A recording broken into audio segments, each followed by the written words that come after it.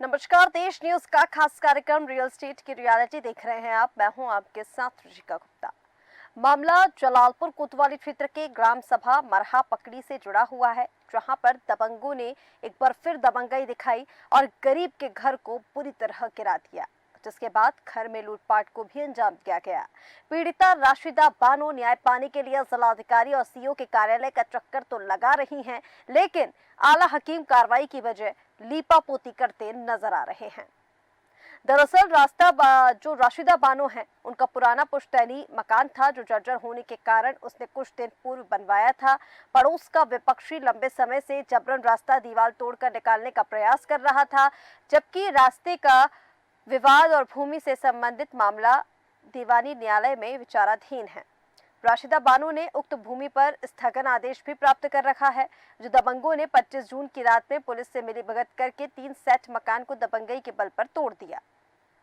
जब पीड़िता ने थाने में शिकायत की तो उसे पुलिस ने थाने में बैठा लिया और अब पीड़िता ने मुख्यमंत्री को पत्र भेजकर जांच कर न्याय की गुहार लगाई है। लेकिन सवाल ये उठता है कि आखिर जब पीड़िता के पास उसकी परमिशन थी, दबंगों ने कैसे उस मकान को गिरा दिया। जिसके बाद अब ये चीजें देखी जा रही है कि थाने में जब पीड़िता शिकायत लेकर पहुंचती है तो वहां पर भी उसके साथ पुलिस जो है वो पुलिस की मिलीभगत क्योंकि यहाँ पर बताई गई है, तो उसके परिवार को, जो पीड़िता का परिवार है, उसे थाने में बैठा दिया जाता है और निर्माण पूरा होने के बाद उसे छोड़ दिया जाता है। कई सवाल यहाँ पर खड़े हो रहे हैं और जिस पर चर्चा करेंगे। खास मेहमान हमारे साथ जुड़ेंगे, लेकिन उसके पहले आइए आपको सुनाते हैं इस मामले को लेकर किसने क्या कुछ कहा। यही आज हम अपनी परेशानी के लिए हमारा घर गिरा दिया गया। किस गांव की रहने वाली? पकड़ी मरारा की। क्या क्या है मामला पूरा? हमारा घर का मामला है, हमारा पुराना पुश्तैनी दरवाजा है और लोग जो हमारे भी बच्चे हैं वो लेना चाहते हैं, गांव के रास्ता निकलना नहीं देने चाहते हैं, क्योंकि वो हमारा पुराना रास्ता फिर भी नहीं लेने देना। 3 साल हुआ घर गिरे, 2 साल हुआ घर बने, लेकिन वो लोग कह रहे हैं कि ये नया तो रास्ता खोलिए और वहाँ जाके जलालपुर भी कहते हैं सबके सामने, प्रशासन के सामने, कि इसका नया ये रास्ता खोल ली। तो वही बात वो लोग भी कह रहे हैं कि इसका नया है और हमारा रास्ता कब गिराया है? घर आपका।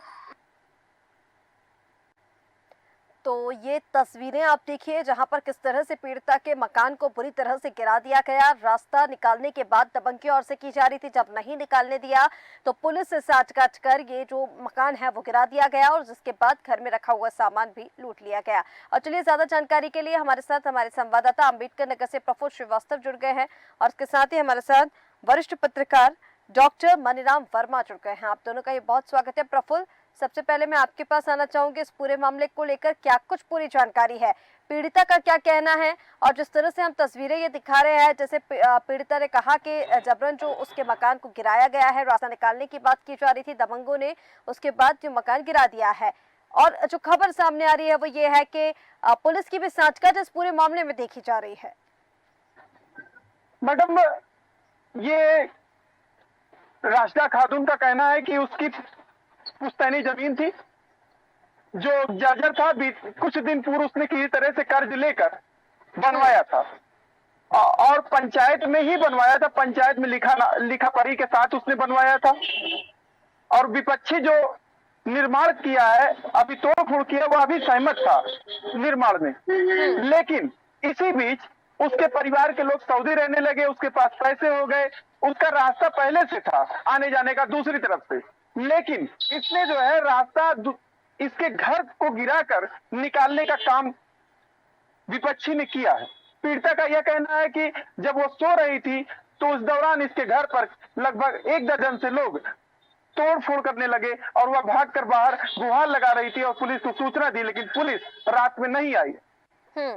और जब ये पुलिस को जलालपुर कोतवाली में गई सूचना देने, तो पुलिस ने विपक्षी को बुलाने के बजाय थाने पर इसको ही बैठा लिया, इनकी पुत्री को बैठा लिया, इनके पुत्र को बैठा लिया और देर शाम तक बैठाए रही और विपक्षी को पूछना भी मुनासिब नहीं समझा और विपक्षी निर्माण करते रह गए।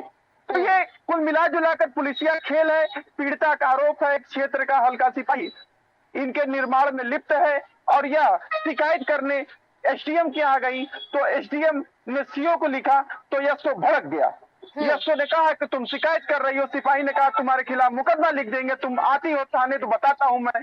तो ये पीड़िता दर दर की ठोकरें खा रही है इस समय। पीड़िता का कहना है कि उसका पुश्तैनी मकान था और उसका धराशायी कर दिया गया। धराशायी के दौरान इसके घर में लूटपाट की गई। जो सामान थे कर्ज देने के लिए कुछ पैसे रखी हुई थी 30 से 35,000, वो भी उठा ले गए, जेवर उठा ले गए।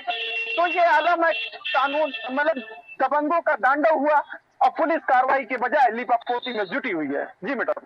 ठीक है प्रफुल्ल, जिस तरह से आपने यहाँ पर बताया कि पीड़िता के साथ कहीं ना कहीं देखिए अन्याय यहाँ पर हुआ, क्योंकि अगर पुलिस की साठगांठ है इसमें तो कहीं ना कहीं बेहद दुर्भाग्यपूर्ण ये है। अगर पीड़िता वहां पर पहुंची तो पुलिस को विपक्षियों को भी बुलाना चाहिए था, जो भी बातचीत थी वो सबके सामने होनी चाहिए थी। लेकिन जिस तरह से पुलिस का यहाँ पर प्रशासन का व्यवहार रहा है, पीड़िता और उसके परिवार को जिस तरह से थाने में बैठाल कर रखा है, ये बेहद दुर्भाग्यपूर्ण है। और चलिए वरिष्ठ पत्रकार हमारे साथ डॉक्टर मनीराम वर्मा भी जुड़ गए हैं। मनीराम जी, मैं आपके पास आना चाहूंगी और इस पूरे मामले को लेकर सर आपकी प्रतिक्रिया क्या है?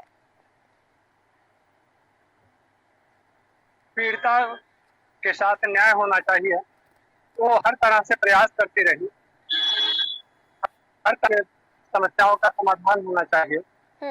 शासन प्रशासन दोनों से जनता की अपील है, सब लोग चाहते हैं कि उसके साथ न्याय हो, उसकी समस्याओं का समाधान हो।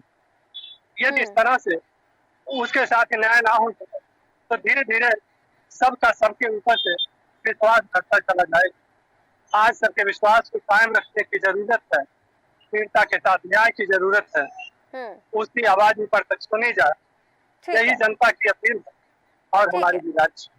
ठीक है मनीराम जी, अब जिस तरह से आप ये कह रहे हैं कि देखिए न्याय की जरूरत है, पीड़िता की आवाज सुनने की जरूरत है, लेकिन सवाल ये खड़े हो जाते हैं कि जिस प्रशासन से न्याय की गुहार लगाने के लिए जनता जाती है, आम लोग जाते हैं, वही प्रशासन इस तरह की लापरवाही बरतता है या फिर उनकी माफियाओं के साथ इस तरह की साठगांठ हो जाती है। हमारे साथ यहाँ पर पीड़िता भी जुड़ गई है, राशिदा बानो, और चलिए उनसे जानेंगे। राशिदा, क्या कुछ पूरा मामला है, क्या हुआ, क्यों आपके मकान को गिराया गया, कौन वो लोग थे जिन्होंने आपके मकान को गिराया, और जब आपने पुलिस से शिकायत की तो उसके बाद पुलिस का क्या कुछ कहना था, वो नहीं पहुंचे, उसके पीछे उन्होंने क्या कुछ कहा? जी राशिदा, आप मुझे सुन पा रही हैं? सुन रहे हैं। राशिदा, क्या कुछ पूरा मामला है, क्या हुआ है आपके साथ, क्यों आपके मकान को गिराया गया? बता रहे हैं सर, बता रहे हैं। हमारा पुराना घर था, 50-60 साल पहले, बहुत पुराना था। उसी में हम आए थे, उसी में ब्याह कर, उसी में हमारे बच्चे पैदा हुए। वही गांव में रास्ता था। वो सोच रहे हैं ये लोग कि ये इधर का रास्ता ही बंद कर दे। जो हमारा पटीदार था वो भी उसी विपक्षी के साथ में है, और वो विपक्षी भी सोच रहा कि ये जमीन, इसका दरवाजा बंद करके जमीन हम ले लें। तो वही हम जब वो जोड़ता था, हम थाने पर जाते थे, 100 नंबर बुलाते थे, 3-4 बार गए। और वो कह रहा था, ये विपक्षी कह रहा था, जो असलम है, ये कह रहा था कि आजम से, कि ये आजम कह रहे थे कि हम शादी के लिए असलम को ये रास्ता दिए थे, ये उसी पे दीवार उठा, उसी पे दरवाजा खोल ली है। वही बात लेकर जलालपुर जब हम जाते थे तो वही बात रखी जाती थी। वो लोग यही बात कहते थे कि इसका कोई मामला नहीं है, ये दरवाजा नया खोली है और ये दरवाजा नया खोली है, इसको हम दरवाजा नहीं खोलने देंगे। हाँ, और इसी बात को लेकर आपके मकान को गिरा दिया गया? वही लेकर जब वो थाने बुलाया गया, हम थाने ये लोग हमसे पहले पहुंच गए। हमारी गाड़ी रास्ते में बिगड़ गई थी, दूसरे की गाड़ी लेकर हम गए थे, हमारी गाड़ी रास्ते में बिगड़ गई। तो ये लोग वहाँ से क्या कहे और कैसे कहे कि मतलब वहाँ से आदेश मिल गया है घर दीवार हमारे दरवाजे के सामने जोड़ने की और हमारी दीवार गिराने की। तो हम पहुंचे वहाँ पर, यहाँ फिर थाने हम गए। जब यहाँ ये दरवाजा जोड़ा जा रहा था, वहाँ से हम जब हमारी लड़की फोन की कि अम्मी ये लोग आके दरवाजा के सामने दीवार जोड़ रहे हैं, तो हम वहाँ से बजाय थाने जाने के फिर हम वापस आए। हमारा दरवाजा पूरा बंद हो गया था, 6 फुट से ऊपर दीवार हो गई थी। उसी में हमारा जो है ये उसमें धागा बांधे थे, दरवाजा उसी में अड़सा हुआ था। सुन रहे हैं आप लोग? हाँ, उसी दरवाजे में रास्ता हुआ था, वो हम खींच रहे थे उस पे से 2 ईटा गिरा और वो लोग कह रहे हैं कि गिरा देगी, मत गिरा मत गिरा। 2 ईटा गिरा, वही 2 ईटा का लेकर ये लोग सद्दाम, जमालू, आजम, ये लोग तीनों एकदम धावा बोलकर वो हमारी दीवार गिरा दिए, सब तोड़ ताड़ कर दिए। उसके बाद कह रहे हैं कि हम लोग, जब हमारा लड़का भी आ गया गाड़ी बनवा के और हमारी लड़की वीडियो बना थी, हमारा आदमी भी एकदम बिल्कुल पुरानिया है, वो भी चिल्ला रहे हैं कि मत गिराओ, क्यों गिरा रहा है। उसी में मतलब किसी का घर गिरेगा तो सर ऐसी तो बात है नहीं, चुपचाप देखेगा, जरूर जो आएगा वो बोलेगा उठाती। तो बोले बस। उसके बाद ये लोग सब लोग टांगी बाकी कुल्हाड़ी लेकर दौड़ाए हम लोगों को, हम लोग भागे, फिर थाने गए। जब थाने गए तो ये लोग भी गए थाने। तो जब थाने पर गए तो ये लोग कह दिए कि हमारी दीवार गिराए हैं, तब हमें इनकी दीवार गिराए हैं। उसके बाद हमारी लड़की कहने लगी कि, तो कहने लगे कि इसका लड़का कोई साथ में आया है। तो आजम कहने लगे हाँ ये खड़ा है। तो कहने लगे कि मारो इसको डंडा और ले जाओ इसको अंदर बंद कर दो। तो हमारी लड़की वीडियो लेकर खड़ी थी मोबाइल में, कहने लगी कि सर हमारा ही घर गिराया जाए, हमारे ही भाई को मारा जाए बंद करके। ठीक है, ये देखिए वीडियो घर की। जब वीडियो देखे तो उसको भी हमारे लड़के को अंदर भेज दिए, हम लोग वहीं पर बैठे हैं। और उसके साथ कभी जो आजम जमालू गया था वो भी वहाँ पर बैठा था। करीब घंटा, 1.5 घंटा, 2 घंटा वहाँ बैठे थे। करीब 8-9 साढ़े 9 बज गया वहाँ बैठे बैठे। अब जब वहाँ से 10 साढ़े 10 बजे घर पहुँचे हैं तो यहाँ सब वो 2 कमरा और है, कच्चा है, वो भी ईंटा का उसे मट्टी से गारस जोड़ा, वो उसमें दरवाजा मारे टांगी से कि कौन चीज से मारे हैं, वो एकदम चौखट अलग हो गई है। ठीक है, ठीक है राशिदा, अलग हो गई। उसमें से अटैची रखी थी, सामान रखा था बहुओं का, एक पर्स था उसी में। ठीक है, ठीक है रशीदा। यहाँ पर जिस तरह से ये पूरा मामला निकलकर सामने आ रहा है प्रफुल्ल, जैसे कि अभी रशीदा बानो ने बताया कि किस तरह से उनके साथ ज्यादती की गई, उनके मकान को गिराया गया, फिर उनके परिवार को थाने में बंद कर लिया गया। पुलिस प्रशासन की साफ तौर पर अब मिलीभगत देख पा रहे हैं।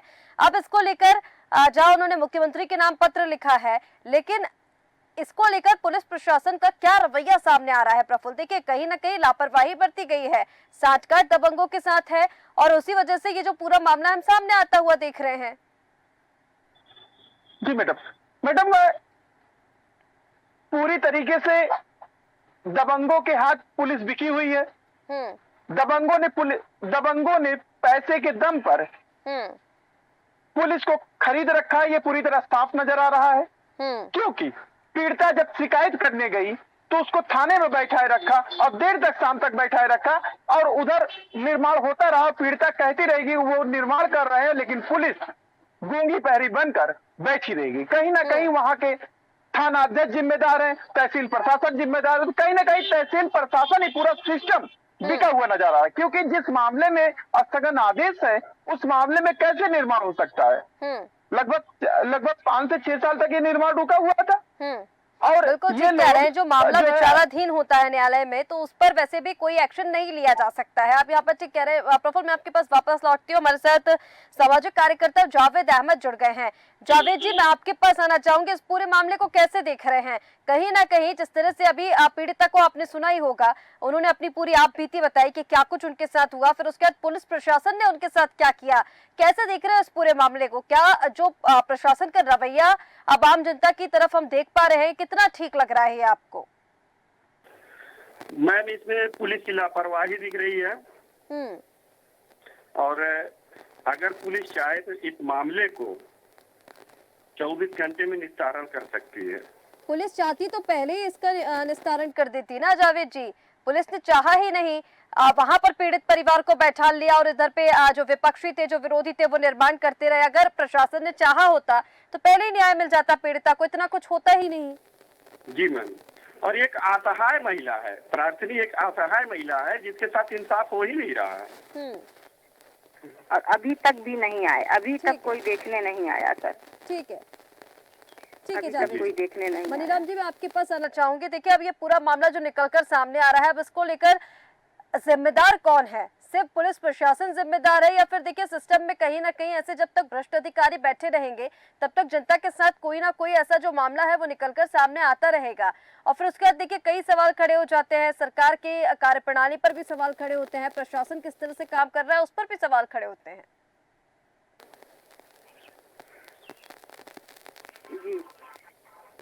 कर रहे हैं, लोग बोल नहीं पा रहे हैं।